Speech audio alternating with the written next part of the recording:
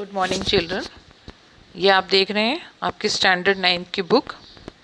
ये बुक आप लोगों ने अगर नहीं भी परचेज की है तो अभी आप ले लेंगे। और अब हम करेंगे फर्स्ट चैप्टर। तो आज हमारा फर्स्ट चैप्टर है cheetah's tear, unit 1 cheetah's tear. तो ये चैप्टर को आज हम रीड करेंगे। और इससे पहले ग्रामर का मैं करवा चुकी हूँ, तो मैं आशा करती हूँ कि आप लोगों ने अपने नोटबुक में लिखा होगा। तो हम शुरू करते हैं। रीड 1। ये एक चीता की कहानी है, स्टोरी है, बहुत ही इंटरेस्टिंग स्टोरी है। अभी तक हमने ग्रामर किया था, अब हम करेंगे chapter. So long ago a Zulu Hunter was sitting under a tree. Zulu Hunter, Hunter यानी क्या होता है? शिकारी। तो बहुत पहले की बात है कि ज़ुलू शिकारी एक पेड़ के नीचे बैठा हुआ था। His name was ED. उसका नाम क्या था? ईडी था। ही saw large herd of dears dredging in the lush green Medo. Heard यानी कि झुंड, जानवरों का जो झुंड होता है ना, तो यहाँ पे he saw large herd of deer, deer यानी कि हिरण, तो हिरण का झुंड था। लश ग्रीन मेडो यानी कि हरा हरा घास का मैदान था, वहाँ पे वो सब घास चर रहे थे। पूरा हिरण का पूरा झुंड वहाँ पे घास चर रहा था। So he said to himself, उसने अपने आप से कहा, These deers are really wonderful, but I have to run a lot to catch one of them. तो जूलू हंटर उसने अपने आप से कहा, said to himself, himself यानी अपने आप से कहा कि ये जो डियर्स हैं वो बहुत ही सुंदर है, बहुत ही वंडरफुल हैं, बट मुझे उनको पकड़ने के लिए I have to catch run a lot, मुझे बहुत दौड़ना पड़ेगा उनको पकड़ने के लिए। And I can't there be any easy way to get one, और कोई एक ऐसा रास्ता हो आसानी का। Can't there be a easy way to get one, कोई ऐसा रास्ता, आसान रास्ता हो कि मुझे मेहनत भी नहीं करनी पड़े और मैं आराम से एक हिरण को पकड़ सकूं। Suddenly he saw female cheetah crawling silently closer to the grazing animals.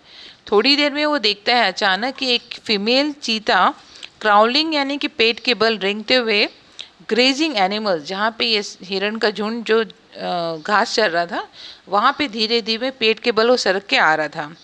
Then she leapt and catch a deer, वो एकदम से कूदा और उसने एक डियर के बच्चे को पकड़ लिया। कैच यानी पकड़ना। After some time her 2 young cubs came out of the bush. इतने में उसने देखा कि यंग कब्स यानी कि चीता के जो 2 बच्चे थे वो बुश यानी कि झाड़ी में से बाहर निकल के आ गए। They all enjoyed their meal, और उन सब ने साथ में मिलके अपना भोजन किया। मील यानी कि खाना, भोजन किया। And after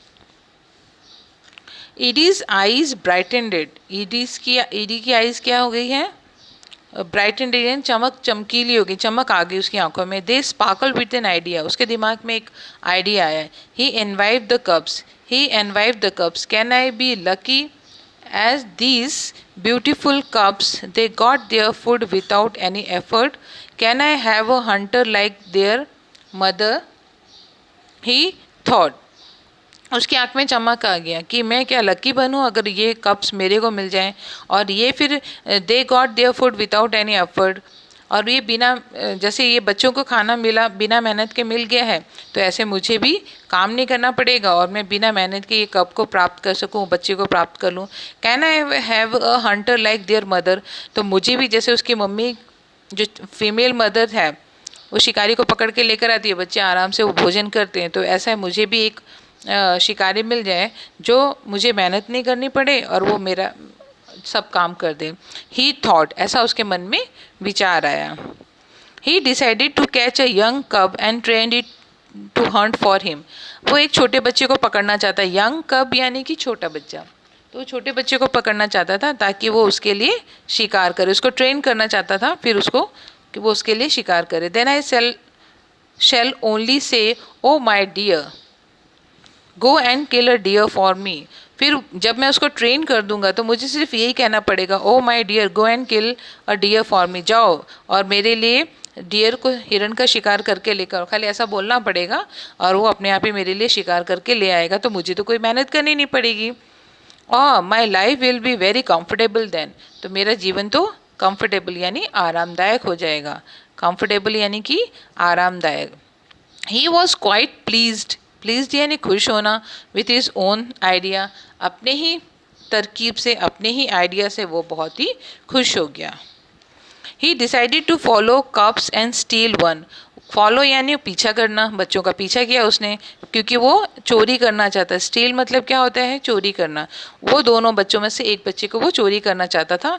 from his experience Eddie knew that a cheetah never attacks a man, तो ये तो मालूम था एडी को कि जो एनिमल्स हैं, जो चीता है, वो कभी ह्यूमन के ऊपर अटैक नहीं करते हैं, ह्यूमन के ऊपर अटैक नहीं करते। Therefore it was safe to steal a cub, इसीलिए ये आसान है चीते के बच्चे को चीते के बच्चे की चोरी करना।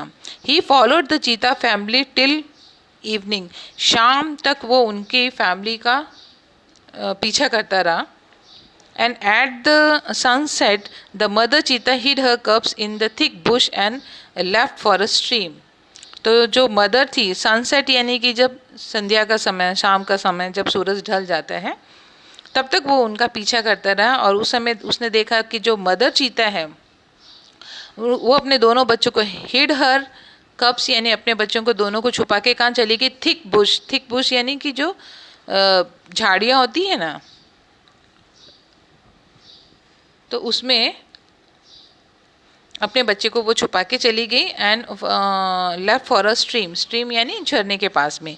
Quickly the hunter picked up his net and spear and run into the bush, उस इतने में क्या करा हंटर, जल्दी से उसने अपना नेट यानी जाल लिया, उसको घुमाया और उसको पेड़ जहाँ पे बुश यानी झाड़ियों के पास में उसको फेंक, झाड़ियों की तरफ वो दौड़ा। रन इनटू द बुश यानी जहाँ पे उसके जो मदर चीता थी अपने बच्चों को जहाँ पे छोड़ के गई थी वहाँ पे वो दौड़ा। ही सॉ 2 टाइनी कप्स, उसने 2 टाइनी कप्स यानी छोटे छोटे बच्चे देखे। They looked at him with their bright eyes, वो कैसे दिख रहे थे? चमकीली, उनकी आंखें कैसी थी? चमकीली थी। So they were too young to run away, बहुत ही छोटे थे और वो भाग भी नहीं पाए, दौड़ भी नहीं पाए। छोटे बच्चे होते हैं ना तो दौड़ नहीं पाते हैं। Eddie threw the net over them and the cubs were catch, Eddie ने क्या करा? अपने साथ में जो जाल लेकर गया था वो जाल उन बच्चों के ऊपर डाल दिया और दोनों बच्चे उस जाल में फंस गए। He needed only 1 cub but he thought it is always better to have 2 slaves instead of 1, अब उसको तो एक ही बच्चा चाहिए था, एक ही स्लेव चाहिए था, तो वो बहुत खुश हो गया कि चलो ये अच्छा है कि मुझे एक गुलाम के बदले में मुझे 2 गुलाम मिल गए। स्लेव्स यानी कि गुलाम, पहले के ज़माने में ऐसे जो लोगों को गुलाम बना लिया जाता था, फिर वो उनसे काम करवाते थे और उसके बदले में कोई चार्जेस नहीं देते थे, तो गुलाम का सिस्टम था, स्लेव सिस्टम था पहले के ज़माने में। तो वो बोलता चलो मुझे एक के बदले में 2 स्लेव्स मिल गए, 2 गुलाम मिल गए। He drag them with him and hid them under a big basket, दोनों को पकड़ के लेकर आया और दोनों को एक बड़ी बास्केट के अंदर नीचे में उसको रख दिया, छुपा दिया। The mother cheetah returned after a while. She did not find her cubs. She looked all around. First of all, the became angry and jumped wildly. जब चीता शाम को जब वापस झरने से वापस रिटर्न आई तो वो सब जगह अपने बच्चे को ढूंढने लगी, चारों तरफ उसने ढूंढा। First of all she become angry and jump widely, पहले तो वो गुस्सा हो गई और जंप करने लगी गुस्से में। She sniffed all around, sniff यानी कि सूंघना, वो सूंघ रही थी चारों तरफ। बट आज she could not find her dear babies, मगर वो बच्चे उसको कहीं भी दिखाई नहीं पड़े। At last she became sad and started crying, जब अंत में वो थक गई, सब जगह उसने ढूंढा, बच्चे नहीं मिले, तो वो दुखी हो गई और रोना शुरू कर दिया। She cried and cried for the whole night till the next evening, और वो पूरी रात शाम तक वो रोती ही रही। तो आज के लिए इतना ही, आगे का चैप्टर हम कल करेंगे। Good bye.